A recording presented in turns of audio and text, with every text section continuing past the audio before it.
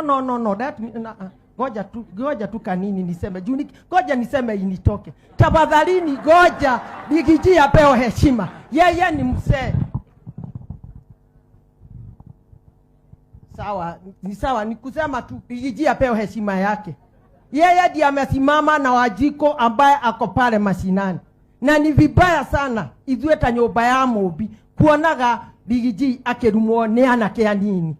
Neguo kakiguo Karobia ni wateithirio na ũgĩteithĩka no ruo gacoka ũkamucoka na thutha. Twinawe ana kwa ana, bako kwa bako, tutapatana kwa uwanja.